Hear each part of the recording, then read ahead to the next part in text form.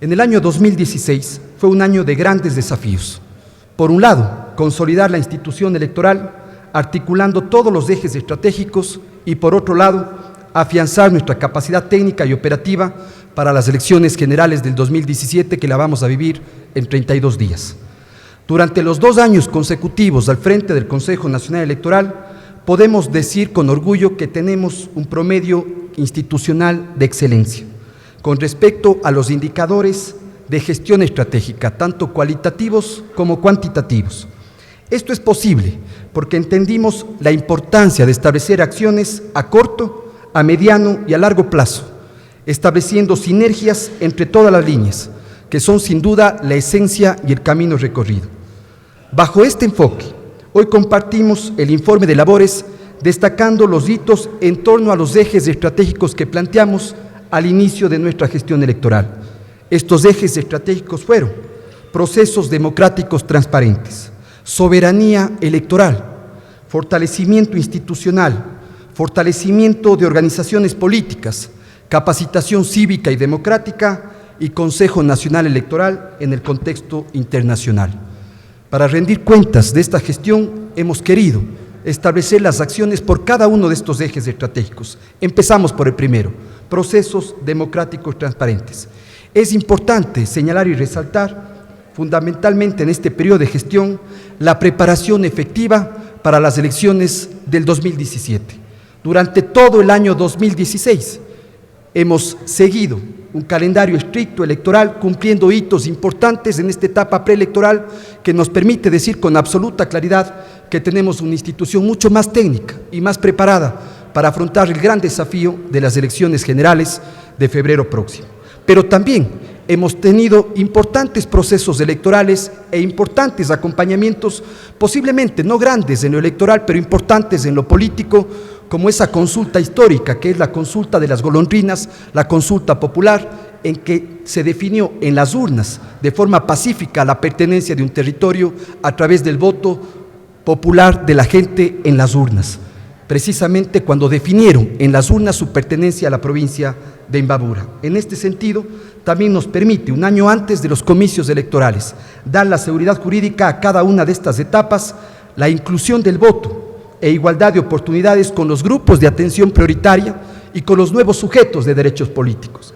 La Constitución del año 2008 establece nuevos sujetos de derechos políticos. Y si bien está en la teoría, en la Constitución, son las instituciones las que tienen que garantizar en la práctica esos derechos políticos.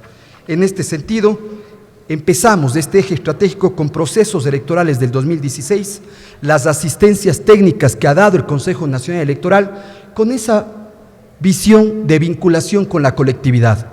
No puede ser una institución, o no podía seguir siendo una institución que solo hacía procesos electorales, que solo contaba votos. Hoy tenemos que seguir contando votos y hacerlo bien, pero también tiene que vincularse con la colectividad y darle un rostro mucho más humano, mucho más cercano, de capacitaciones y de formaciones. En este sentido tenemos, decía hace un momento, uno de los grandes hitos del 2016, la consulta popular, en este caso de las golondrinas. Y tenemos datos importantes, más de 3.288 personas levantando un registro electoral.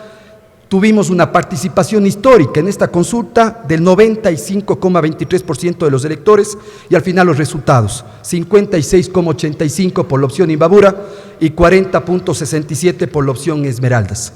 Como todos sabemos, el pronunciamiento del soberano en las urnas es un pronunciamiento de obligatorio cumplimiento. Al mismo tiempo, hemos hecho el concurso público del CES y del CEACES, la renovación del CES y del CEACES, con 6 postulantes, justamente 5 hombres, 1 mujer con respecto al CEACES, y 17 académicos postulantes, 13 hombres, 4 mujeres con respecto al CES, y se hizo la renovación en toda la parte operativa de este concurso público.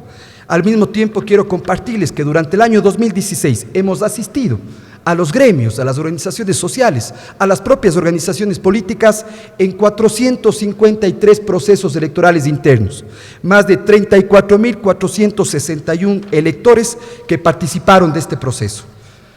Quiero también compartirles las fechas hitos importantes de la etapa preelectoral de las elecciones que vamos a vivir.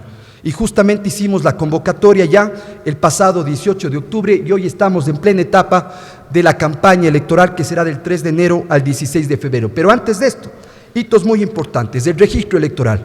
El registro electoral para esta elección que se cerró luego de un trabajo coordinado con el registro civil, porque la única data con la que se realiza el registro electoral son los datos técnicos que nos da el registro civil. 12.816.698 electores están habilitados para el próximo proceso electoral, habiendo cerrado este registro el pasado 14 de octubre, 3 días antes de la convocatoria. Registro entregado a todas las organizaciones políticas. Hablemos de candidaturas. Cerramos este proceso el 18 de noviembre del 2016. 3.725 candidaturas, como ustedes podrán ver, con paridad casi absoluta con respecto a esta paridad de salida en las candidaturas. Tendremos que analizar la paridad de llegada con respecto a dignidades electas. Aspectos importantes en la toma de decisiones bajo un diálogo cercano con las organizaciones políticas. Nuevas innovaciones electorales. Hoy, en este momento, tenemos ya el 40% de todos los documentos electorales y papeletas electorales, más de 66 millones de papeletas, más de 13 millones de documentos electorales, el 40% ya ha sido impreso por el Instituto Geográfico Militar. Pero hemos decidido que al padrón electoral se incorpore un componente fundamental, la fotografía de los ciudadanos. El 74% de ese padrón electoral tendrá fotografías de los ciudadanos, porque son el 74% de ciudadanos que hemos obtenido nuestra nueva cédula de identidad. Pero también, por primera vez, el certificado de votación tendrá la fotografía de este 74% de ciudadanos. Hemos mejorado los documentos electorales, hemos incorporado un biombo urna y también, al mismo tiempo, a todos los jóvenes que por primera vez van a sufragar el próximo 19 de febrero, tendrán un certificado de su primer ejercicio en democracia en este país. Otro hito fundamental de este proceso, que se lo resolvió en el año 2016, la renovación generacional con respecto a los miembros de las juntas receptoras del voto. Las propias organizaciones políticas así lo solicitaron. Por tanto, los grandes guardianes de la democracia, quienes van a recibir los kits electorales, quienes recibirán el proceso de votación, quienes harán el escrutinio, son, para este proceso, los estudiantes universitarios. Más de 200.000 estudiantes universitarios de los 279.881 que integran las juntas receptoras del voto. Y al 31 de diciembre del 2016, ya el 92,41% han sido notificados y el 34% han sido capacitados. Hoy a esta fecha ya hemos superado estas cifras de notificación y de capacitación. El Fondo de Promoción Electoral, como ustedes conocen, desde el año 2008 se refundó el sistema político electoral ecuatoriano y se estableció nuevos parámetros de financiamiento de los procesos electorales, la promoción electoral y el gasto electoral. Y la promoción electoral, que es lo que el Estado financia a los candidatos a través del Consejo Nacional Electoral en 4 rubros: prensa escrita, radio y televisión y vallas publicitarias. Hoy quiero compartirles que ese fondo de promoción electoral, de los 3.700 y más candidatos, es un total de $24 millones aproximadamente. Pero a esta fecha, que todavía no han transcurrido sino 15 días de inicio de la campaña electoral, ya el 80% ha sido pautado, reservado en la pauta por las organizaciones políticas. Otro aspecto fundamental es justamente algo que fue un proyecto en el año 2013, con apenas 18 personas del Cantón Ambato de la provincia de Tungurahua. Hemos tenido la voluntad política y la sensibilidad técnica también para que ese proyecto hoy sea una verdadera política pública de inclusión y de atención a las personas con discapacidad. Para el 19 de febrero serán 883 personas de las 24 provincias del país que iremos a sus domicilios para que ejerzan su derecho al voto en una jornada adelantada que tendremos el próximo 17 de febrero. Y esto es para las personas con discapacidad severa física, que no pueden trasladarse a sus domicilios, que muchos de ellos no han participado en ningún proceso democrático de este país y hoy hemos podido atender de forma importante a este sector, que es un grupo de atención prioritaria. Pero esto solo lo hubiésemos podido hacer con la sensibilidad de todos los funcionarios y de todos los servidores, empezando por el Pleno del Consejo Electoral, que hoy me acompaña y a quienes saludo y agradezco su presencia. tanto a Mauricio Tayupanta, a Marcela Paredes, Lucy Taro y sin duda a Nubia Villasís y a Paul Salazar, también compañeros consejeros de este pleno, y a los directores y coordinadores que han sido parte fundamental de lo que hoy a mí simplemente me toca comentar, me toca compartirles, pero este es un trabajo de más de 1.100 gentes, de más de 1.100 corazones que están en las 24 provincias del país. Otro aspecto importante, organizaciones políticas. Durante el año 2016, en otro eje importantísimo para nosotros, quiero compartirles que presentamos para este proceso electoral por primera vez un plan de seguimiento y auditorías a estos aspectos fundamentales: registro electoral, inscripción de candidaturas, selección de miembros de juntas receptoras del voto, integración del paquete electoral y sistema de escrutinio. Y aquí tenemos en los datos cuántas organizaciones políticas, partidos, movimientos nacionales y movimientos locales han participado de forma directa con cada hoja de trabajo con sus auditores. Por tanto, este es un proceso de puertas abiertas, no a puertas cerradas, de puertas abiertas, y esto es precisamente la respuesta a cualquier intento de deslegitimación de los procesos electorales. Pero también estamos con el enorme reto del pasado 22 de diciembre de la convocatoria a la consulta popular de los paraísos fiscales. Y en este sentido también quiero darles un dato que no es menor. La discusión técnica y económica le corresponde al Consejo Electoral. Si organizábamos la consulta popular, solo la papeleta de la consulta popular, y teníamos que hacer toda la arquitectura electoral para ese proceso de consulta, el presupuesto fácilmente supera los 50 millones de dólares. En cambio, si aprovechamos la estructura de esta arquitectura electoral lista para el 19 de febrero, el presupuesto aprobado por el Pleno del Consejo es de 2.800.000 dólares, es decir, el 2,6% de todo el presupuesto electoral. Por tanto, creo que ahí no cabe mayor comentario con respecto a este proceso, pero más allá de eso, no ha generado ni un solo día de retraso en nuestro calendario técnico, en nuestro calendario operativo, que hoy, en estos 2 meses, en estos 32 días que tenemos, se intensifica. Otro eje estratégico, soberanía electoral. Nosotros creemos que eso transforma la institución. Creo que nunca más la institución debería contratar sistemas o procesos extranjeros para que luego solamente nos convirtamos en quienes arman el rompecabezas, pero luego de un proceso electoral no le queda nada al patrimonio electoral de este país. Lo que hemos decidido durante estos 2 años es que todos los sistemas, es que todos los procesos, es que todos los productos han sido hechos por nuestros técnicos, por nuestra capacidad operativa, por nuestro talento humano, y hoy tenemos una institución muchísimo más preparada para afrontar los procesos electorales. En desarrollo informático, aquí tenemos más de 13 aplicaciones informáticas que han pasado por procesos de calidad en estos ejes fundamentales: recinto electoral y del exterior, promoción electoral, inscripción de candidatos, monitoreo de vías, escrutinio oficial, selección de los miembros de las juntas receptoras del voto, cambios de domicilio nacional y del exterior, capacitación y notificación. Y en esta arquitectura nueva estamos planteándole al país una nueva propuesta de arquitectura de escrutinio, que es justamente la eliminación de las juntas intermedias de escrutinio, pedido por las propias organizaciones políticas, a que podamos, bajo 2 aspectos fundamentales: agilidad de la entrega de resultados, pero sobre todo transparencia, que podamos transmitir y escanear las actas desde los propios recintos electorales. Para el 31 de diciembre del 2016 ya tenemos que los recintos de transmisión y publicación de actas, el 65,72% de conectividad, y los centros de procesamientos de resultados para el 31 de diciembre del 2016, el 89,58%. Y en el simulacro que vamos a tener el próximo domingo, esperamos probar ya el 100% de conectividad en cada uno de los recintos y en cada uno de los centros de procesamiento.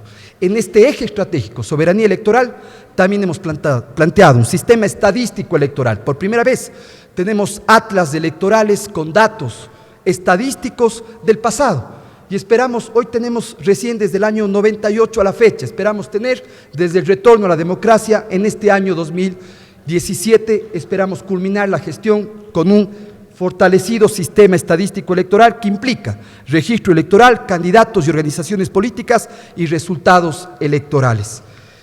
Con respecto al marco jurídico, por primera vez antes de la elección estaba aprobada toda la normativa, más de 41 normativas y reglamentos instructivos que dan seguridad jurídica a un proceso electoral, y aquí tenemos en todas las áreas que ustedes pueden ver en donde se ha desarrollado la normativa, que también es parte de ese fortalecimiento institucional.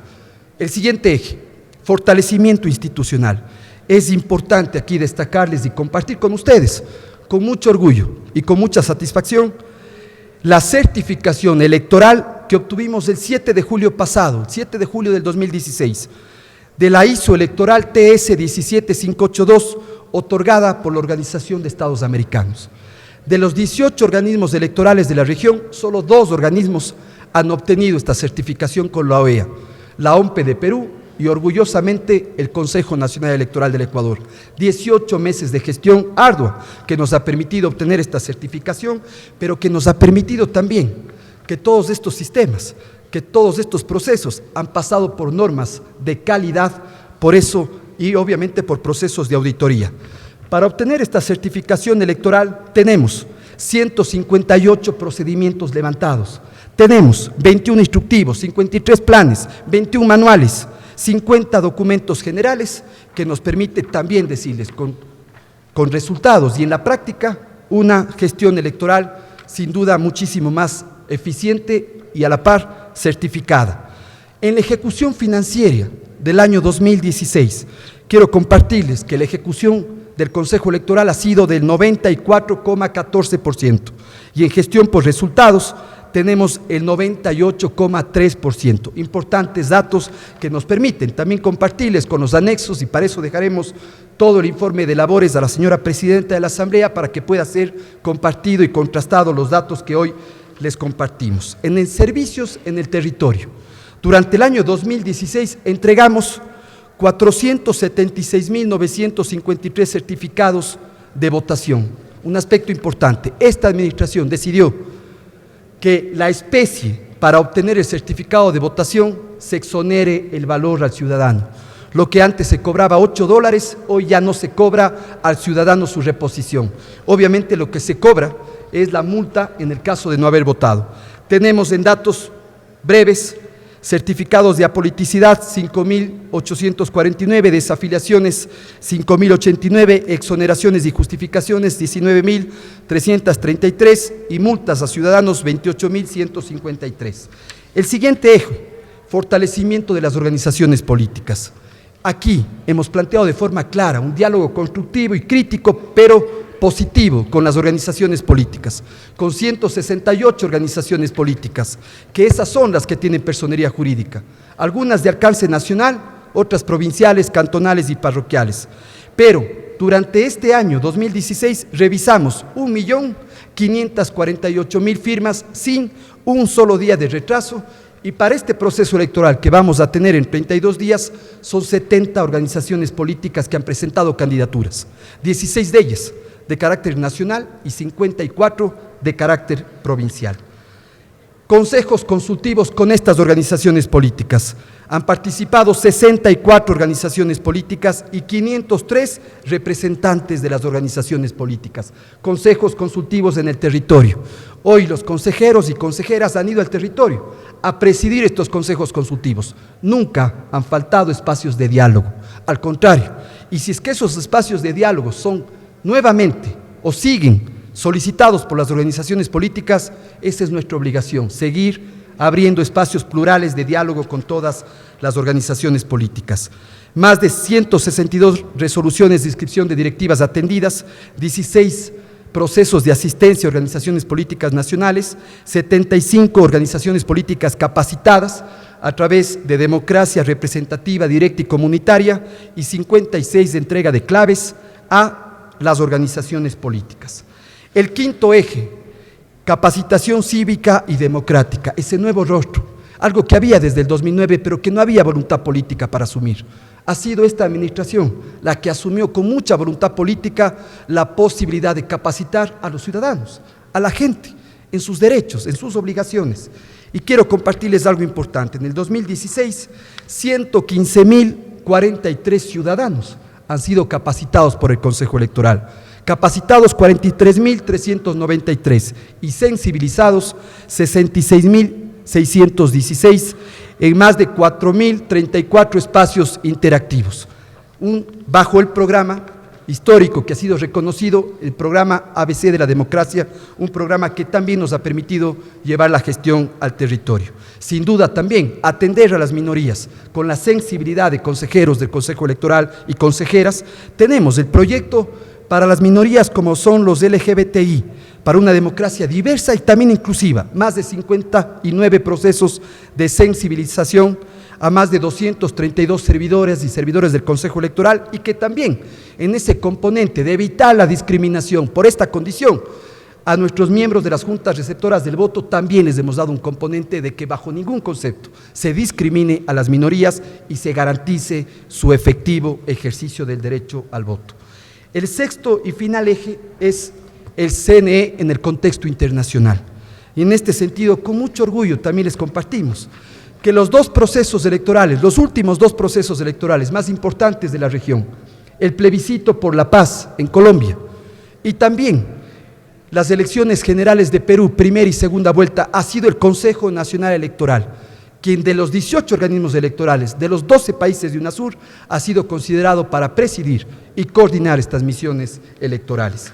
Al mismo tiempo, también tenemos que nuestros consejeros y consejeras han sido considerados por diferentes organismos y elecciones en diferentes partes del mundo para que con su aporte dejen sus informes técnicos que permita fortalecer la democracia de esos países. El referéndum constitucional en Bolivia 2016, las elecciones generales de Perú, las elecciones parlamentarias de Corea del Sur, las elecciones generales de República Dominicana, las locales de Bosnia y Herzegovina, el plebiscito por la paz en Colombia, las elecciones presidenciales y legislativas en Haití, las elecciones en Puerto Rico, la asistencia a diferentes seminarios y procesos que han permitido a nuestros técnicos, a nuestros consejeros, presentar lo que significan también buenas prácticas electorales. Hoy estamos en un nuevo momento electoral, que no es importar prácticas electorales, con orgullo, estamos también exportando buenas prácticas electorales. El voto en casa, que se desarrolló en el país, hoy nos permite dar asesoría a República Dominicana y lo aplicó en sus elecciones presidenciales de República Dominicana. Paraguay los aplicó en sus elecciones municipales y en este momento estamos dando asesoría a Bolivia para que su Tribunal Supremo Electoral también obtenga la certificación electoral 17582 con la Organización de Estados Americanos. Hemos tenido en este contexto, en el contexto internacional, también reconocimientos internacionales. En primer lugar, a la categoría de inclusión en los premios de transparencia electoral, otorgada por la Organización Transparencia Electoral de Argentina. La Organización de Estados Americanos reconoció al Consejo Electoral en México en noviembre del 2016 como el órgano electoral en la región que más ha aplicado recomendaciones tendientes a mejorar sus prácticas electorales. Para cerrar este informe de rendición de cuentas, el informe que hoy presentamos ante la Asamblea Nacional, destacamos los grandes retos que se tendrán para los próximos años. Precisamente porque el objetivo y fin de la institucionalidad creemos que no debe centrarse únicamente en la eficiencia de realizar elecciones. Actualmente estamos caminando hacia una profundización de acciones que garantice el pensamiento crítico ciudadano, que es fundamental para garantizar un país con futuro y propuestas desde las reales necesidades del pueblo ecuatoriano. Cada uno de los avances por eje estratégico nos plantean desafíos, porque ahora estamos certificados, ahora tenemos puentes permanentes de diálogo con las organizaciones políticas. Ahora, la democracia y su fortalecimiento está en las manos de los sueños de cada ecuatoriano y de cada ecuatoriana. No ha sido un camino fácil. Hemos enfrentado los intentos de deslegitimar a nuestra institución.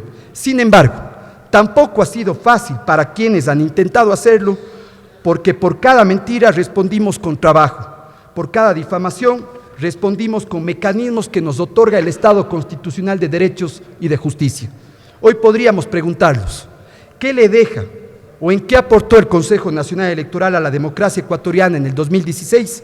Y nuestra respuesta es, le deja la posibilidad a las y los ecuatorianos de decidir su futuro con transparencia, con legitimidad, con igualdad de oportunidades y sobre todo, le deja una institución que ha crecido junto a los sectores más diversos del Ecuador, mujeres rurales, jóvenes, adultos mayores, personas con discapacidad, representantes de pueblos y nacionalidades, gente de sueños y gente de futuro. Tenemos un Consejo Nacional Electoral de diálogo, en el marco del respeto a la institucionalidad, con críticas propositivas y constructivas. Hemos entendido el sentido de la gestión pública, que no es servirse de lo público, sino partir de dos acciones fundamentales. La primera, integrar a actores al sistema político electoral en el marco de sus particularidades, pero también de sus especificidades y diversidades. Y la segunda, garantizar mecanismos de diálogo entre los representantes del poder público y la ciudadanía, ser ese puente directo, necesario e imprescindible. Para finalizar, Antonio Machado, en Proverbios y Cantares. Machado decía: nuestras horas son minutos, cuando esperábamos saber, y siglos cuando sabemos lo que se puede aprender. Nosotros, en estos 2 años de gestión al frente de la presidencia del Consejo Nacional Electoral, sabemos de ese valor de los minutos y las horas, pero sobre todo hemos aprendido de la gente, de sus demandas y también de sus proyecciones. Mi agradecimiento a todas y todos los que hacen esta institución electoral, a nuestras familias por tanta ausencia, a mi esposa que me acompaña, y sobre todo a las ecuatorianas y los ecuatorianos que con sus propuestas, estamos seguros, seguirán fortaleciendo la democracia. Muchísimas gracias a todas y a todos.